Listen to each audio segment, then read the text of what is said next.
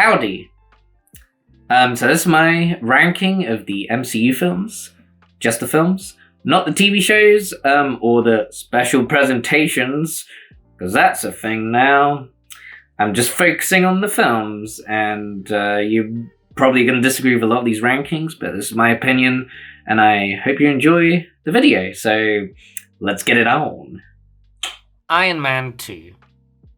This is really the only film in the MCU that I actually consider to be bad, outside of introducing Natasha Romanoff to the MCU. It's a very pointless film, has a very unmemorable villain in Whiplash, who's obsessed with his bird for some reason. I want my bird.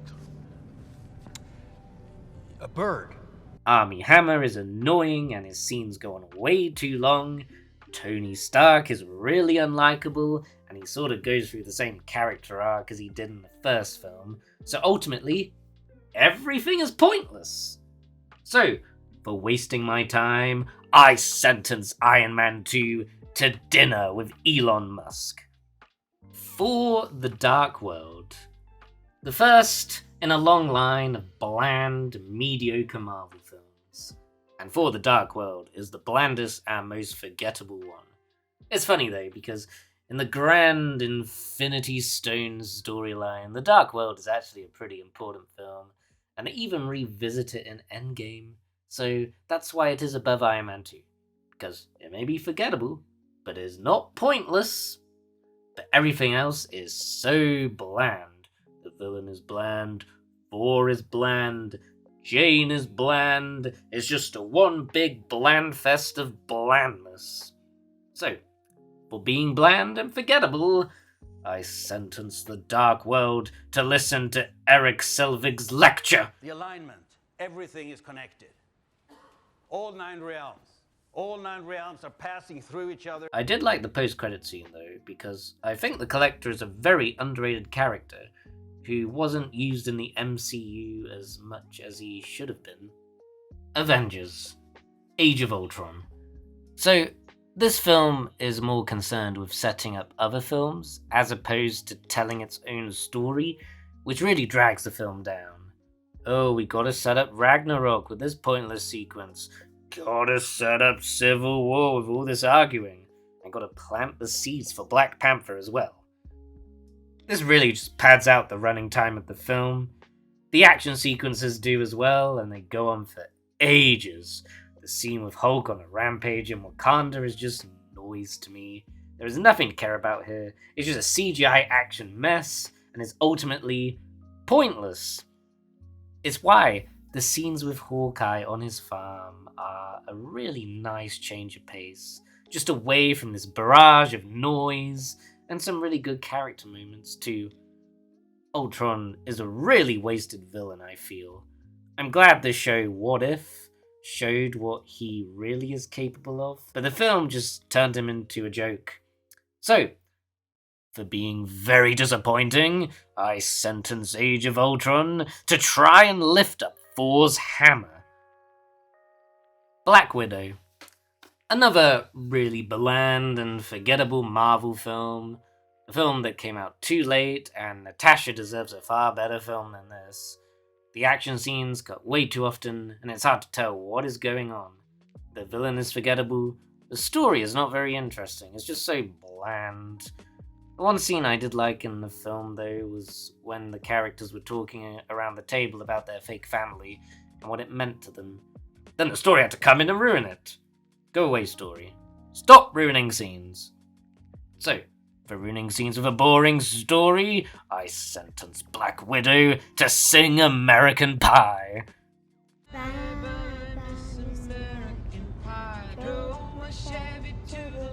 For Ragnarok. This was really the first film in the MCU where the comedy really bothered me and detracted from my enjoyment of the film. I don't like how moments are ruined by the comedy. I don't like how all the characters are goofy. Thor has changed a lot from how he previously was. This isn't really a bad thing, he just seems like a completely different character from how serious he was in his previous appearances to pretty much not taking anything seriously. I like Hulk, so it gets points for that. Kate Blanchett is enjoyable too, so is Carl Urban, so points for that as well. So, for ruining the film with an over-reliance on comedy, Ragnarok is sentenced to imprisonment with Surtur for Love and Thunder. So yes, this pretty much has the same problem as Ragnarok. It's the comedy that really detracts from the film. Oh no, my friend is dying and her arm has been ripped off. Let's make a joke. Maybe your arm is in Valhalla. Taika Waititi also thought it was wise to give himself more screen time as Korg. Korg is so annoying in this movie. He reminds me of Olaf from Frozen 2, how he got more screen time and it just became unbearable. Taika Waititi also has a strange fascination with Guns N' Roses. We hear their songs, see t-shirts, and this kid is called Axel. I don't get it. I put it just above Ragnarok though, because I really like how they handle Jane's cancer in the film. It's treated seriously at least. Christian Bale is great if underutilized as Gore. Russell Crowe too. He surprised me of how funny he was as Zeus. So, for having the same problems as Ragnarok, but slightly better, I sentence Thor Love and Thunder to a ride with screaming goats.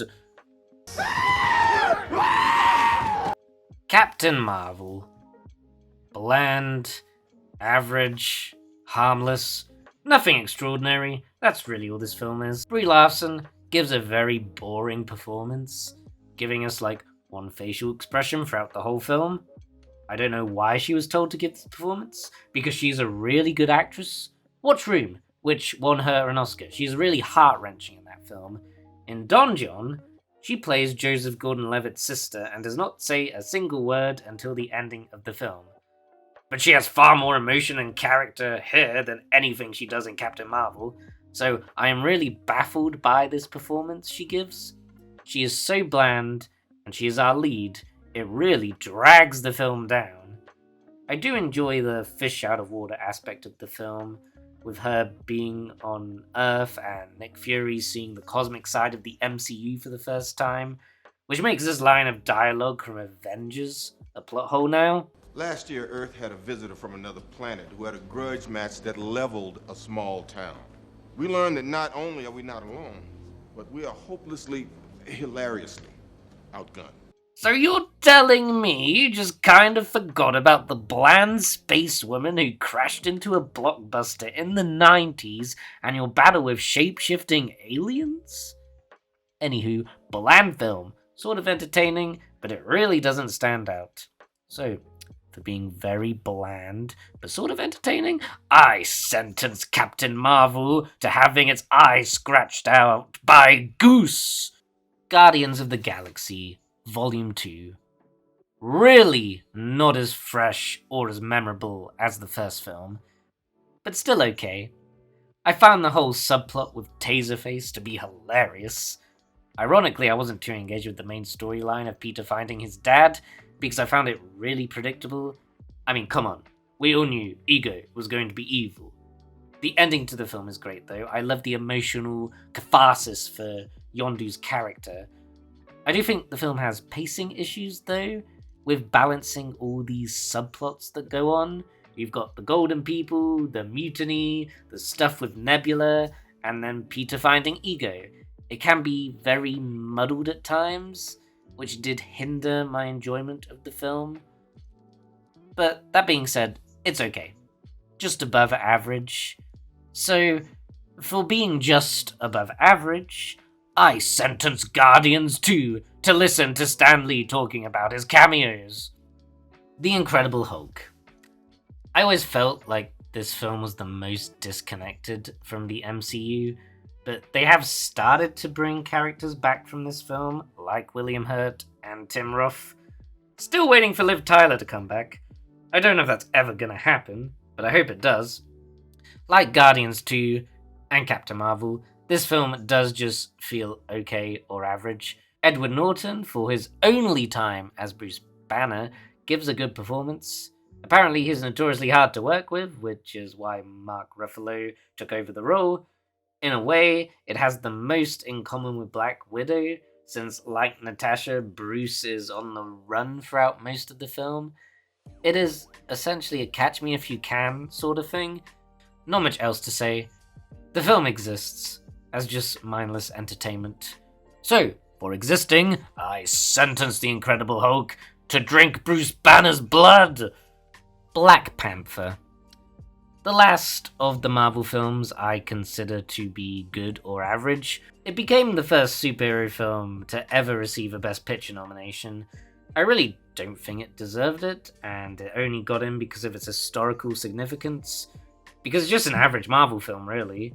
Though 2018's lineup for Best Picture wasn't particularly strong. I would place it here in the rankings. The best thing Black Panther has going for it is the villain, Killmonger. He is one of the best single movie villains the MCU has ever had. His motivations make sense, and you just can't help but feel like he is in the right and justified in doing this. His last scene is beautiful, as he just comes to accept his fate. The film's visual effects are pretty bad at times.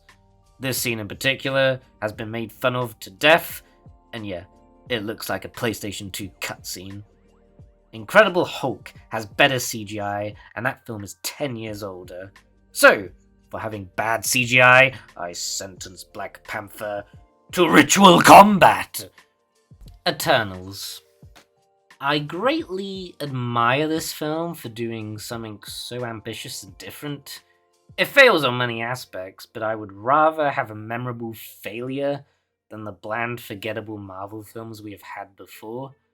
For starters, this is without a doubt the most visually stunning film Marvel has ever produced.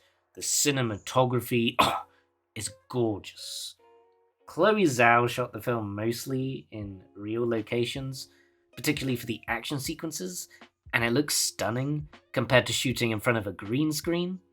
She used a lot of similar cinematography techniques in Nomadland, which she shot at the same time as this film, and her cinematic style is just all over it. The acting, for the most part, is good, but Angelina Jolie gives one of the worst performances of her career. It just looks like she doesn't care and is sleepwalking through it, which I find really disappointing, because she's a really great actress. Watch Changeling, which is her best performance, and as an action star too, like in Salt and Wanted, she is great, but not here. I am happy as well that Gemma Chan got a leading role after her wasted appearance in Captain Marvel, and she's really good. She anchors the film. Eternals feels like the most disconnected film from the MCU, outside of some characters getting mentioned. Yeah, like Doctor Strange. So now that Captain Rogers and Iron Man are both gone, who do you think's gonna lead the Avengers? No one who has appeared in another film shows up, and I think the film would have benefited from it to tie it more into the wider MCU. They mention the blip quite a bit. Echoes our recent universal victory, the return of half our population. And Thanos. 5 years ago, Thanos erased half of the population of the universe. It's something I would have loved to have seen, what the Eternals were doing during the blip, or even during some other important events that happened on Earth. The film teases many different themes and questions without really fully exploring them. The biggest one is what it means to be a hero, since they can't intervene with human affairs, even though they do all the time.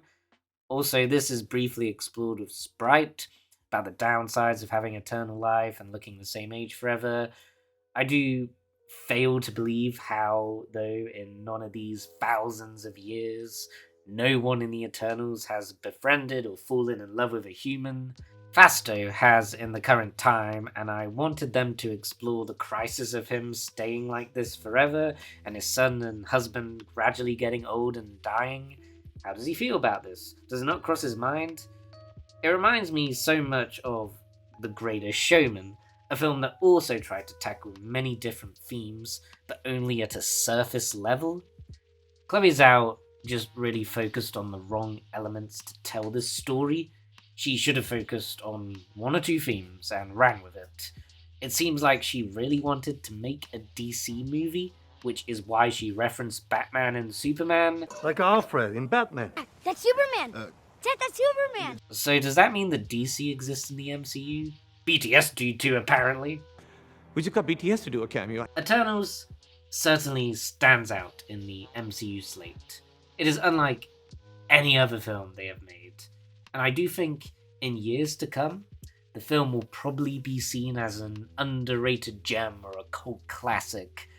It already has its defenders. I admire the film more than I like it, since its problems are hard to ignore. It's a character-driven indie movie disguised as a stunningly beautiful superhero film. So, for being stunningly beautiful, I sentence Eternals to a love triangle with Jon Snow and Robb Stark. I love you, sis. I fail to believe that Harry Styles is Thanos' brother. They look nothing alike. Maybe if he was purple.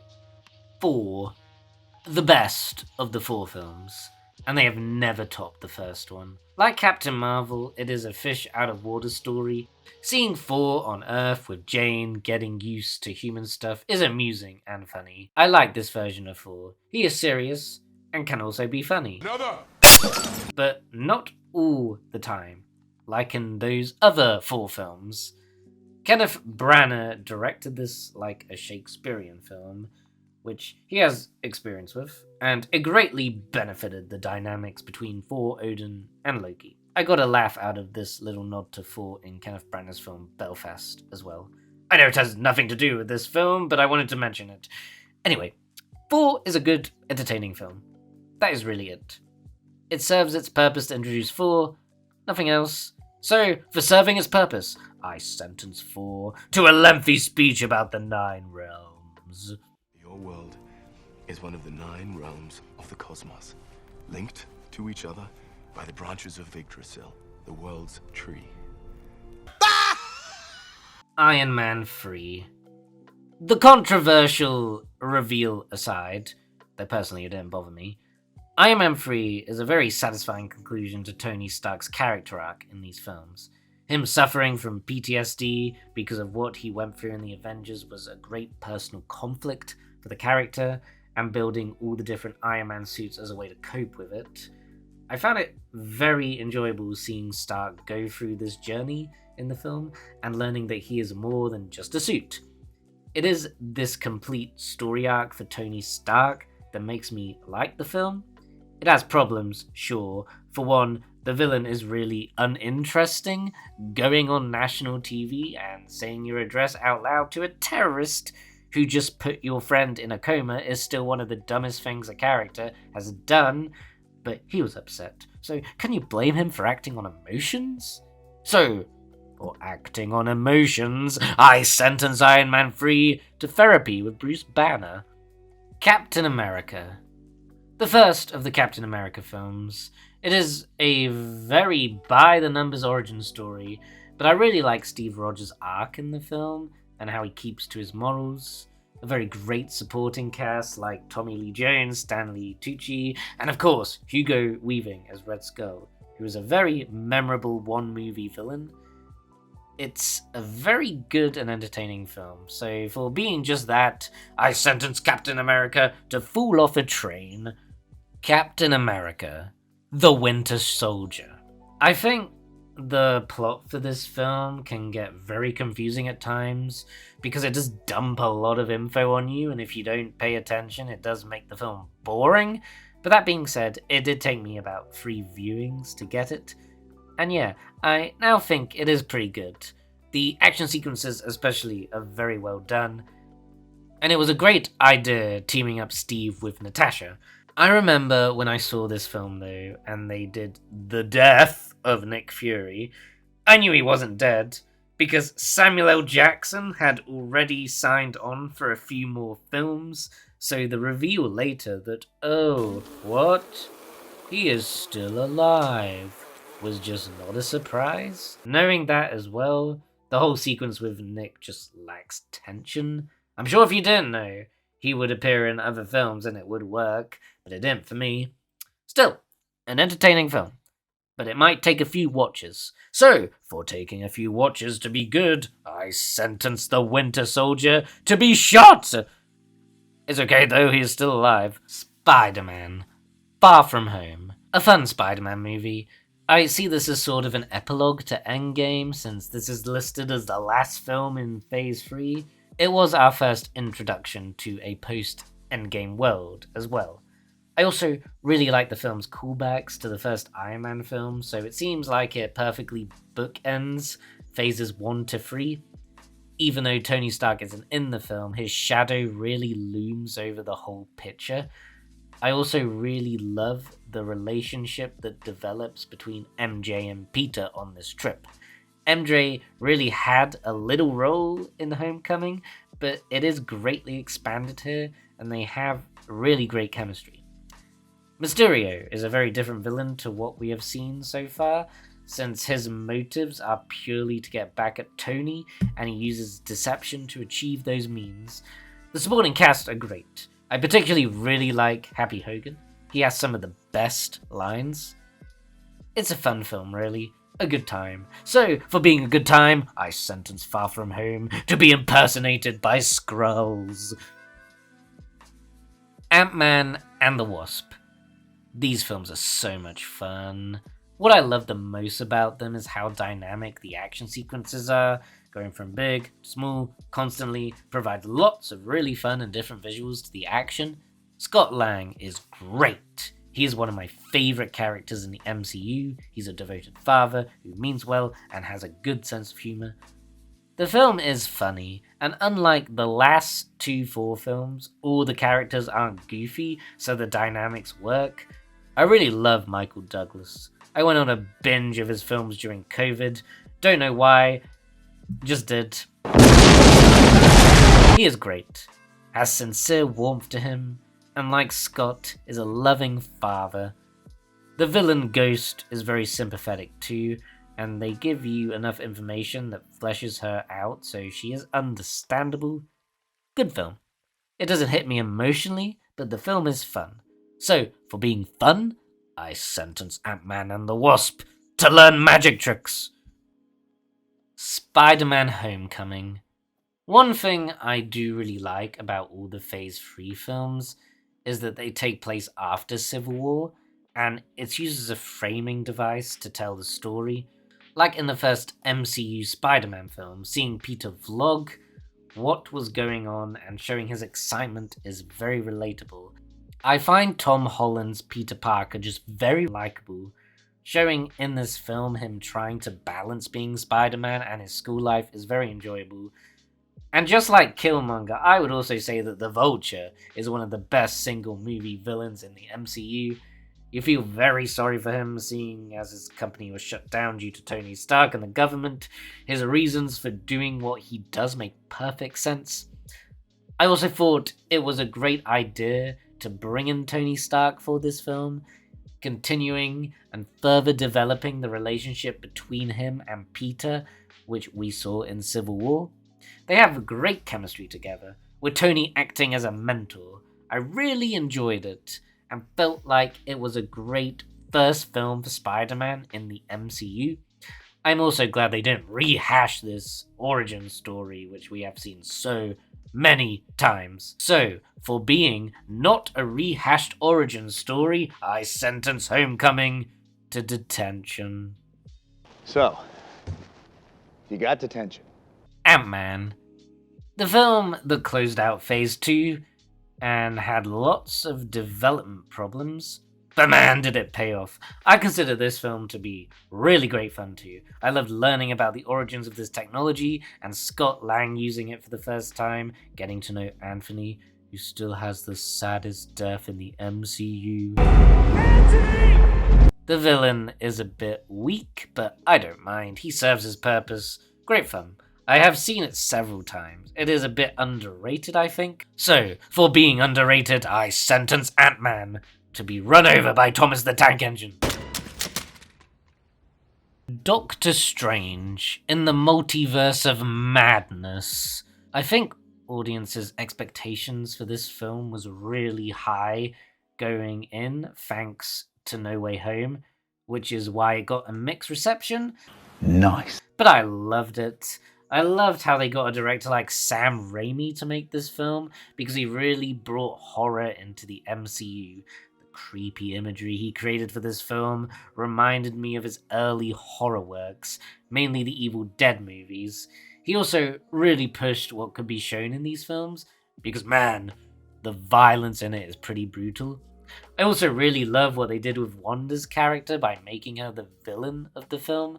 I did watch WandaVision as it came out, and seeing that certainly was helpful, because I imagine if you didn't, it would be jarring to see her like this after Endgame, though she causes so much death and misery in this film and doesn't really suffer any consequences for it, and she really should. It was fun seeing a few different universes too, but I really wanted to see more. Hopefully future films will explore it. I didn't go in with high expectations, which is probably why I loved it. Doctor Strange is also my favourite Marvel character, so there's that as well. So, for being a horror-themed thrill ride, I sentence Multiverse of Madness to be endlessly punched in the face. Great cameo, by the way. Avengers. The film that brought everyone together for the first time. The film was so great it just made Age of Ultron even more disappointing. The story flows very well, and they bring everyone together pretty naturally. It doesn't really feel forced at all. I love the dynamics between everyone. I love how everything progresses and then wraps up. It's a really great first outing to see everyone as a team. It does everything right. So, for doing everything right, I sentence Avengers to be chased by the Hulk. Doctor Strange. His name drop in The Winter Soldier really hyped me up for his appearance in the MCU. Bruce Banner, Stephen Strange, anyone who's a threat. And his first film really didn't disappoint.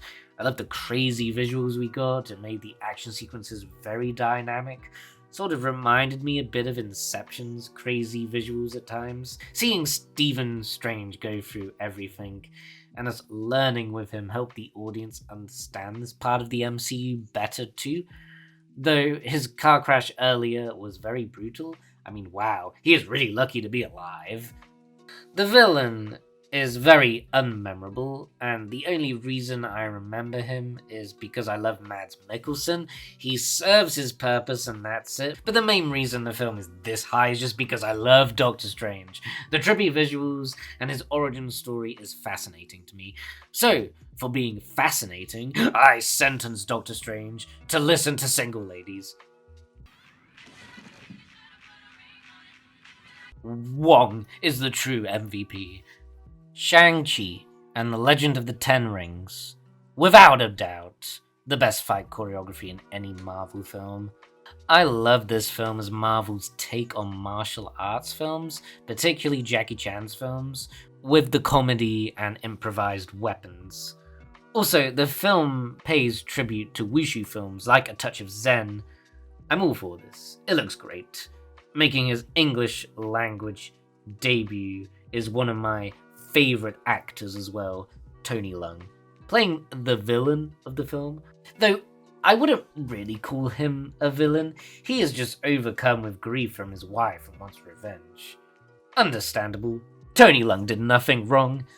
I hope this film makes people check out his movies like In the Mood for Love, Lust Caution, Happy Together. Just check them out. He is one of the greatest actors alive in my opinion. Shang-Chi himself is maybe the least interesting character in the film. Don't worry, it isn't Captain Marvel levels bad. He is fine, but everyone else is just way more interesting. Also, bringing back Ben Kingsley, tying it to Iron Man 3 was fun. It was great seeing what happened to Trevor. Awkwafina, I find, plays like the same character in everything she's in. Even when it's animated, it is still very Awkwafina. Here, it does feel like that as well. I personally don't mind her hair. She does have some clunky dialogue though. We've been friends for 10 years. Okay, you know I'm not an idiot. Why are you saying that? I know all that, but the audience doesn't. I like their friendship though, and how it is strictly platonic. So, for being platonic, I sentence Shang-Chi to fight the Abomination. Spider-Man: No Way Home. Oh man, was this film a joy to watch, especially in the cinema. Of course, combining the worlds of Sam Raimi's Spider-Man and Mark Webb's into the MCU was great, with the idea of the multiverse being an excuse to bring them in. Doctor Strange is used very well in the film to bring everything together. We also got another really cool sequence in the Mirror World. I really like Peter Parker's character arc in the film, though what he did was the right choice. He lost Aunt May for it, and he learnt to work together with the other Spider-Mans to save the day, even though everything is pretty much his fault, or you could say it was Jameson's. In the end, though, he accepts those consequences, and it is a great conclusion to his arc starting in Homecoming. I think the fan service isn't excessive in this one, because every character does have a plot purpose. Phase 4 has been criticized for relying on fan service a lot, but No Way Home does it very well and has a story and narrative purpose for everything happening. So, for using fan service very well, I sentence No Way Home to have its back cracked. Captain America: Civil War. Let's face it, this is really a huge Avengers-style movie than a Captain America one. What I find impressive about the movie is how it juggles all these characters and gives them moments to shine. Tony Stark is really a co-lead in this film, but the film still impressively continues what happened in Winter Soldier and gives Cap and Bucky an arc after their ending fight in the previous film. Of the new characters, I love how they handled the introduction of Black Panther after seeing Wakanda in Age of Ultron, and he has a complete arc here in which revenge is not the answer. Zemo is a very underappreciated villain, just in the fact he is a normal average citizen who managed to cause the Avengers to disband, and he did this by turning them against each other. So, for turning people against each other, I sentence Civil War to become Giant Man. Avengers: Endgame. I find it so impressive how Endgame managed to satisfyingly finish Infinity Saga, even though we all knew they would reverse it, but the question was how. Now, I am a sucker for time travel films, so this was right up my alley. I can't say I have seen time travel done quite like this before, but it does make sense. I think Bruce Banner explained it very well. I love how it is the combination of all the films and makes each one important to fully understand everything that happens. Well, maybe not Iron Man 2. I want my bird. You can just skip that. Also, making the film about the original Avengers was a great way to round everything up and pass the torch on to whoever will be the next Avengers. So, for being incredibly satisfying, I sentence Endgame to work on Thanos' farm. Avengers: Infinity War. The best Avengers film. The most fast-paced film in the MCU with so much going on. I love how they told the film from Thanos' perspective. It's his journey, he is the main character, and framing it this way gives him so much depth. Treating this task as more of a burden that he has placed upon himself than doing it because he is pure evil. The scene when he kills Gamora is one of the most heartbreaking scenes in the MCU. He doesn't want to do it. He just feels like he has to. And I love that they showed him crying. You don't see your villain crying, but this film did it. I loved seeing different characters from the films interact.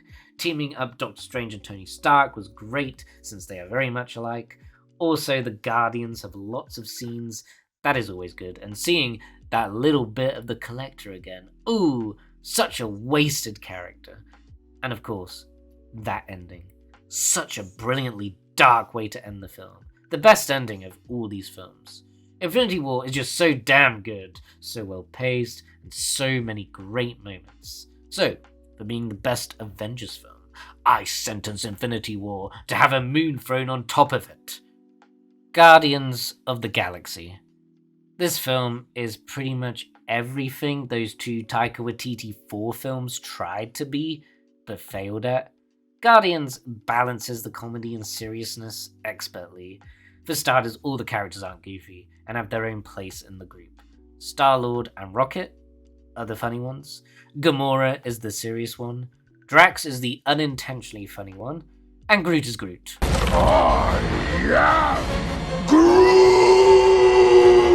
No one is trying to outdo the other.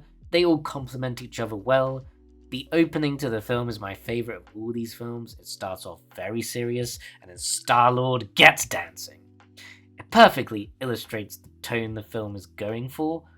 Ronan, as well, is a very funny villain. He says everything so epically and over the top. I will cure it! For being a one-note villain, he is very entertaining. The Collector, brilliant too. I want to know more about him, and I love Del Toro's weird, alien-like performance. Shame he is dead now.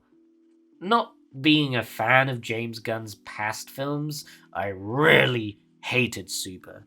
So I didn't expect to love this one so much, but he found the right balance. And the team has such great chemistry together. It's brilliant. So, for having great chemistry, I sentence Guardians to a dance-off. Iron Man. Oh yes, the MCU's best film is the one that kicked it all off. Nothing has beaten this film. It's the perfect origin story. Seeing Tony Stark going from an egotistical playboy who doesn't care how his business hurts people to someone willing to put his life on the line to save others is the best character arc the films have seen. Helped as well really by the fact the film had no hype or expectations and not many references to the wider MCU besides that post-credit scene, make the film a really singular experience. I also love Jeff Bridges in the film. He is a great single film villain with an understandable motive. I like how the action is so infrequent. The film is more a slow-moving character study, but when the action does happen, it looks great and is very exciting. What else can I say? It's the best MCU film, and I doubt they will ever top it. So, for probably never being topped, I sentence Iron Man to walk alone in the desert. While the MCU is great, they have had a lot of, forgettable, mediocre films, but I still don't think that they have ever made a film as great as The Dark Knight or Logan. And I hope they do one day. So thank you, dear viewers. Thank you for watching. Whether you watched all the way through or just skipped to certain films and parts you wanted to hear me talk about, it means a lot, so thank you. And more videos on the way. See you next time.